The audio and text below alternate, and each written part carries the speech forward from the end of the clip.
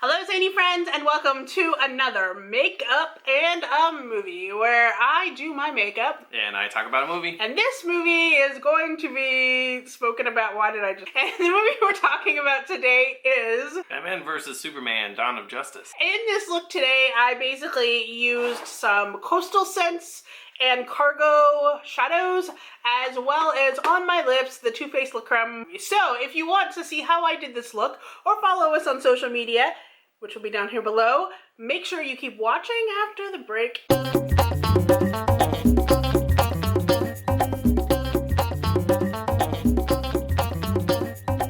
Okay, so to start my look off, I'm basically going to use this NYX Jumbo Eye Pencil in Milk to lay a base down for the shadows that I'm using. So while I'm doing that, we can talk about Batman versus Superman. Another big movie for the year. Kind of trying to figure out where to start with this thing. Well, okay, so it's the story of, obviously, Batman versus Superman, but a lot of people are probably like, why, how? They're kind of live in that same universe when it comes to the DC comics and their storylines and such. If you're more familiar with Marvel, which I am, I'm not that familiar with DC a little bit more. I've learned a lot more through like my roommates more recently. In that universe, there's something called the Justice League, which is kind of the DC equivalent of the Avengers, where it's all these different superheroes that kind of come together in a team to kind of defeat bigger bosses and bad guys, I guess. So in this, Gotham and Metropolis seem to just be across the river from each other in this movie. Okay, so I'm getting from the judges. They are across the river from each other. I never knew that. Okay. I didn't either. Okay, so what I want to do is start telling you about the look that I'm using. So basically I'm using two things. I'm using this Coastal Scents palette that I built, and I kind of call it my superhero palette because it has a lot. I basically picked them out just so that I would have colors that you would find in superheroes' outfits, things like that, along with a lot of these metallic ones on the top here to kind of give it those accent colors. So in this movie, it is Superman versus Batman, and there is also a Wonder Woman. So I'm kind of incorporating all three into there using this palette, and then I'm also using this cargo shadow in Babylon, which is this really gorgeous like blue color. So for this, I have this shade. This is called Snow Bunny, and it's basically another white color. So I'm going to just put this all over my lids. I'm laying down another base. Now what's this gonna do is kind of make it so that the color will pop a lot more and blend a lot better. So that's why I'm using this white right here. What I'm probably going to do is I'm going to use this red color. This is called Vibrant Red, and I'm going to use it in the crease to kind of make a interesting like transitional color in a way, but I'm really hoping that it's not like totally red. So we're gonna do red, of course. That stands for Wonder Woman and Superman. And then what I'm gonna do is I'm going to put this color right here on my lids, and then I'm going to blend it out, and I'm going to kind of use this color here. This is Aluminum Taupe. Let me show you what it looks like. Do you see how it's kind of like this foiled metallic thing happening? I mean, it is pretty shimmery, and I kind of love it. So It is going to go on top of the blue to kind of make it so that it's not as blue. I have never tried all these together. We're going to see how this works. So of course that aluminum taupe is kind of more of like a Batman chrome happening, although also Wonder Woman's outfit in this movie is very cool steel, burnished kind of steel. I can't even describe it. It's very cool looking. So that is kind of what I'm going to do. If it looks weird, it's my fault. I kind of told her where to go a little bit with it. And she was like, calm down, hold on. These don't even...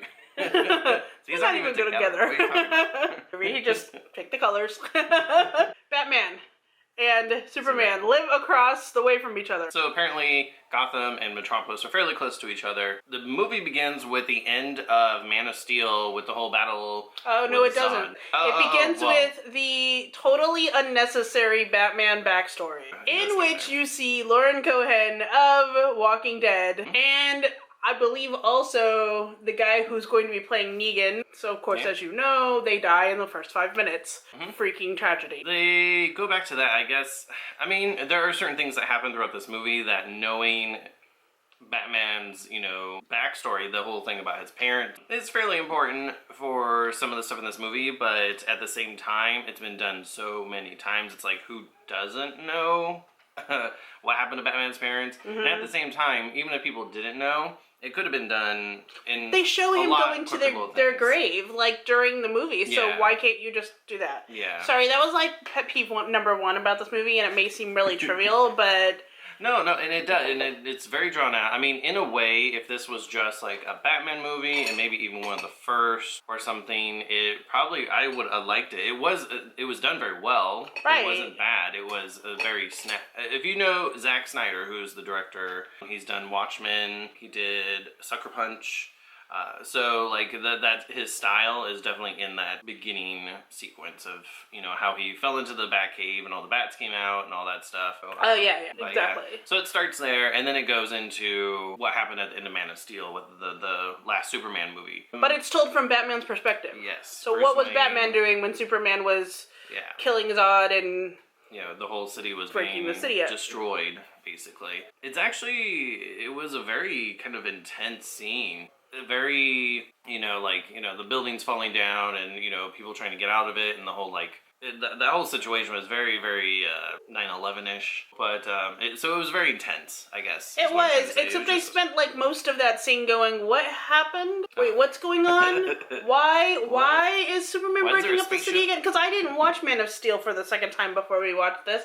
So to me, I was spent half the time confused, so the impact, I believe, was lost on me. Oh, okay. I think that was my other problem with this movie, was I felt like they should have, instead of showing Batman's backstory for the 10th time, is actually show a little bit of Superman starting to fight Zod and then bam into destroying the city from Batman's perspective. Okay. I think that would have made more sense in the editing and time standpoint than what they did. I get that. So it begins there. Bruce Wayne is pretty mad at Superman because one of his buildings there and his employees, he cares very much for them. That building's destroyed. Many of his employees are lost. Superman's kind of lifted up as this hero in this situation and, kind of somewhat natural, He gets a monument of himself and... That's happening. But at the same time, there's a lot of people who are looking at him as that was reckless. And it kind of reminded me, too, back with the movie The Avengers. And also kind of Watchmen, too, of that, superheroes. There's a bad side sometimes to what they do. So, and that was kind of the darker tone of the movie, of the whole realness of that. The government coming in and trying to be do we need to regulate superheroes? Is there going to be more of these kind of people? So that kind of is a tone that goes throughout the movie, which is an interesting perspective on superhero movies. And most of the time they tend to be, either they're Batman where they're kind of dark and just gritty. And then you have on the other side of it, the other side of the spectrum, you have most of the Marvel universe, the Avengers and those guys. And though they have, bad stuff, I guess, happening to them, they're not, they're a little bit more upbeat in their tone. There were moments that were funny. There was, some jokes. There was a time that I laughed at a totally inappropriate part because it should have been really touching, and I laughed my head off. I probably have to tell you my general impression of this movie. And I'm not saying that this was a completely horrible movie. Number one, it did not start. In my opinion, the movie itself did not start until 2 hours into it. I was kind of bored for a little bit. And the reason why was because it was you have these two superheroes that are known for their might and, being these really iconic people in both Gotham and Metropolis, who people know completely acting against character, kind of like whiny babies, in a way. Because Superman is kind of trying to be well, I did all this stuff and everybody hates me. Why does everyone hate me? And then you got Batman, who's oh, Superman, he's such a bad guy, look what he did to my family. And then they get into this, one-upmanship competition where, Superman, for example, has red lights coming out of his eyes. Batman creates a suit where his eyes light up white. So there are a couple things in this movie where they're kind of I can do this better than you.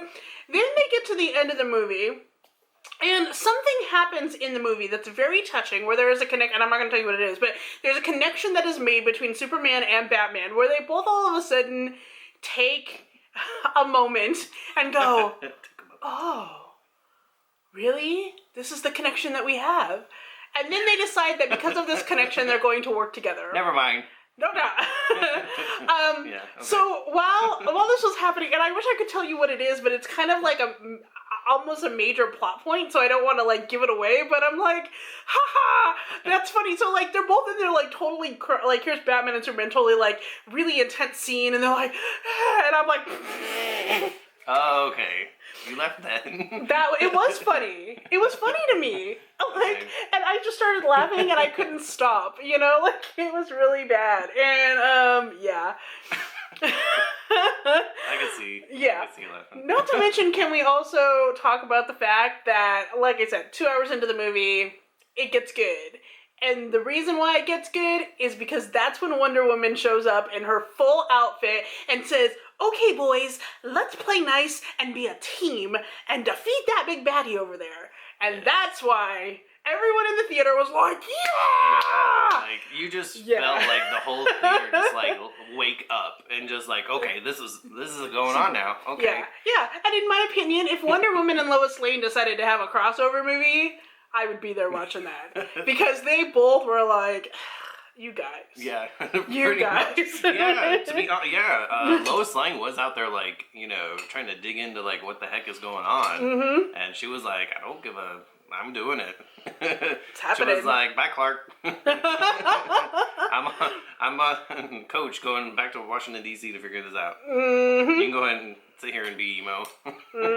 Yep. All right, I'm going to go for this, like, really cool color on the lids. Yeah, so basically they end up battling because that's their differences. Is Superman is seen as kind of a bad guy from Batman's perspective, Bruce Wayne's perspective, and he's like, this guy needs to be reined in. And then Lex Luthor is in there. I believe Jesse Eisenberg did a great job. Yeah. A lot of people said they didn't really like him. I thought he did a great job. Oh, really? But, Yeah. you know, that just kind of also brings up the fact that if you notice when we talked about it, so we got Jesse Eisenberg, we have the Batman versus Superman fighting each other, then we have Lex Luthor coming along, and they're kind of like dealing with him, and then they're dealing with this other thing that Lex Luthor made happen on top of that, okay? So now you have 3 conflicts going on at that point, and that is why the movie was almost 3 hours long. I feel like this needs something else like in the eye look, so I'm going to take more of this blue right here, which is called electric blue, and I'm going to kind of try to put it like in the outside and blend it in a little bit over what I did on the lids, because the lids, since I put the silver on it, kind of toned down the blue a lot more. So I'm going to put a little bit of this, see if I can kind of blend it in with the red a little bit, and then I'm going to take this is like a Starlux eyeliner, and it's in topaz. It's kind of a silvery color, and I'm going to line my waterline with it as well as the upper lids before I put on my liquid line.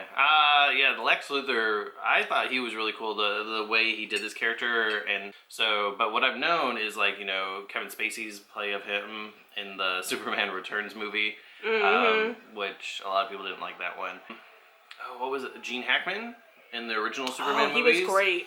Yeah, so that's how I know Lex Luthor is from movies, just like this eccentric billionaire guy that just wants to rule the world kind of guy. So in this take, he's a lot younger. And he's kind of that same eccentric billionaire kind of guy. Yeah, same goal. He wants to, you know, kind of have control over these beings that are slowly kind of appearing. These people with, like, the powers and such. He figures if he gets Kryptonium, which was from, like, the ship and everything from the original Man of Steel movie, that he can rein these beings in. So that's his, like, goal, is to kind of control super people. And then, yeah, speaking of super people, they start appearing a little bit in this movie, because obviously the kind of tagline or whatever, the byline of this movie is Dawn of Justice. Dawn of Justice. So Justice League. That's clearly where they're going to end up going with this in the DC Cinematic Universe. What I just want to know is there's a certain part in this movie where you see a picture of Wonder Woman from 1918, I want to believe, like that, and Chris Pine is in the picture with her, and is never explained what his character is or what he's kind of doing with her, so which I figure is going to pop up somewhere in the Wonder Woman movie. That comes out after Suicide Squad, which is in this universe. They are it's this movie. It's basically Man of Steel, this movie, Suicide Squad, then Wonder Woman, Oh, very cool. And then the Justice League movie, I think, is after that one. But yeah, actually, I just saw pictures the other day because I went to go kind of research this a little bit. And I did see pictures from the set of Wonder Woman, and he's in it. And cool. Yeah, it seems like... I don't think this will be too spoilery, because, I mean, that movie... I don't know. But basically, the pictures was like Chris Pine washed up on the shores of a beach, and she's there, Wonder Woman, in a kind of a different outfit, and these other Amazon women kind of ride up on horses. It seems like he's washing up on the shores of like her island home. Now what I'm going to do is I'm going to use this Annabelle liquid liner. I used this in my Big Fat Greek Wedding to make up a movie. So I'm kind of going through it this month. It's my lip liner to use up this month. And for my mascara, I am using on the lower lashes the NYC Showtime Volumizing Mascara. And for the top lashes, I am using this Too Faced Better Than Sex Mascara, which is not the waterproof, it's the other one.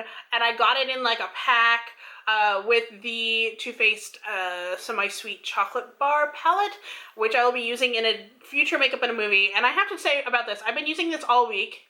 And what I have to say about this is I am so disappointed that it costs $23 because I love it so much.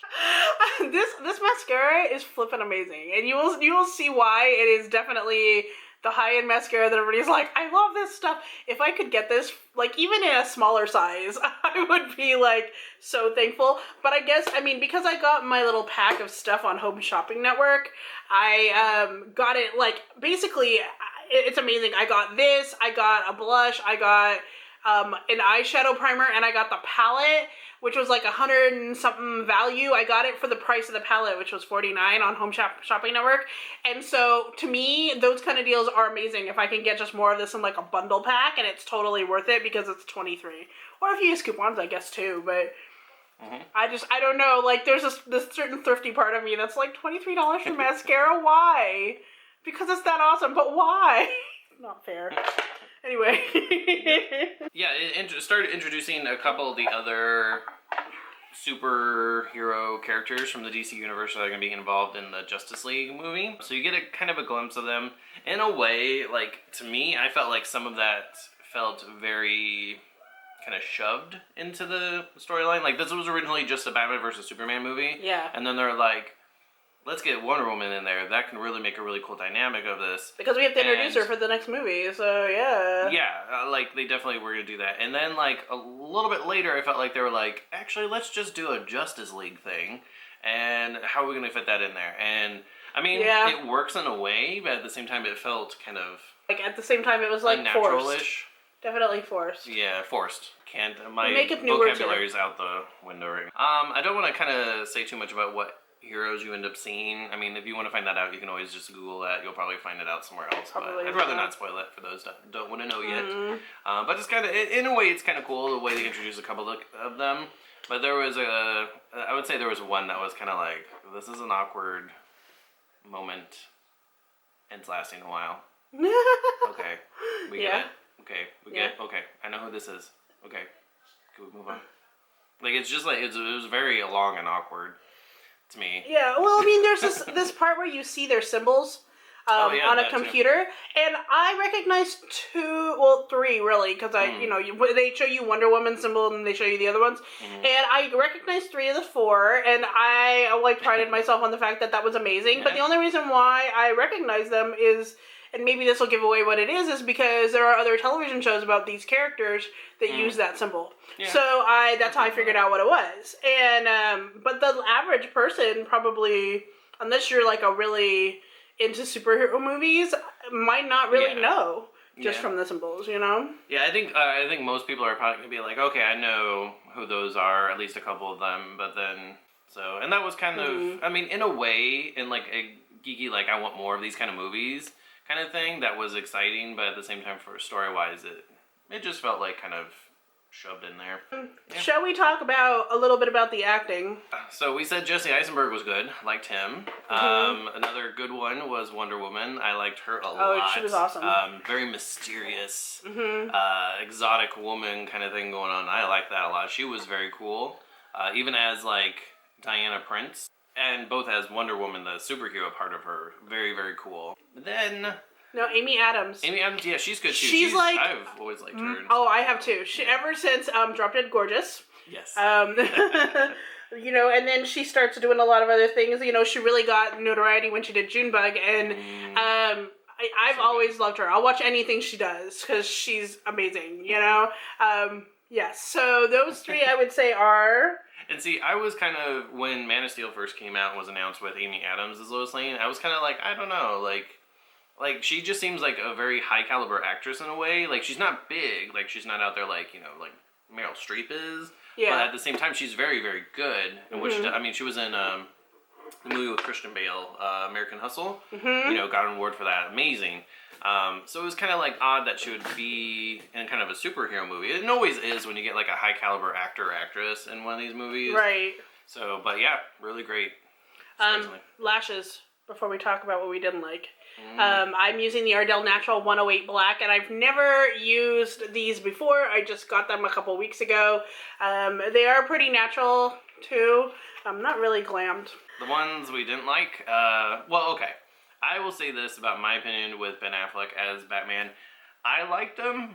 I know some people didn't. I know some people did. I liked this version of Batman, the little bit older, been there, done that. Yes. Kind of, not necessarily worn out, because, I mean, he, like, went through a whole, like, boot camp process to try to beat up Superman.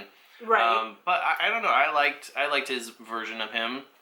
I didn't really have a problem with it that much. I mean, the character itself, though, is, you know, he's, you know, a little whiny-ish, but yeah. I thought he was good as it. I think Ben Affleck's kind of coming back in a way. I don't think it's his best thing.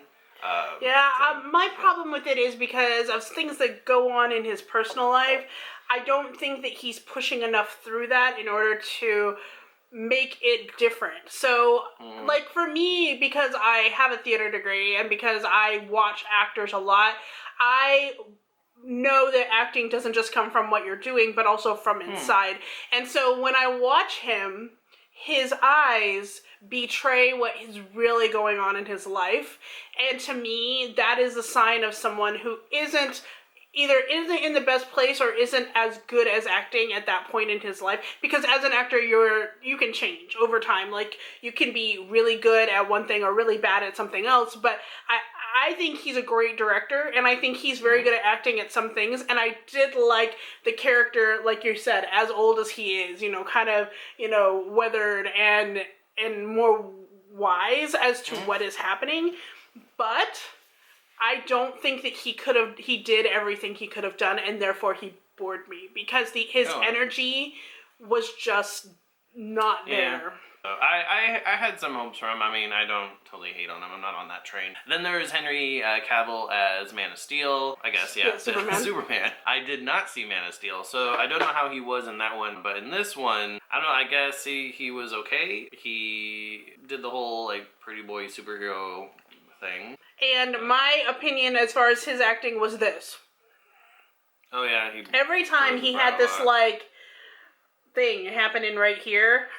Except for when he's trying to portray love to Amy Adams' character, and he's like... But yeah, in the Count of Monte Cristo, I loved him a lot. I thought he did a really great job. I think he's adequate as Superman, but I think the problem was, again, the two of them trying to carry the movie.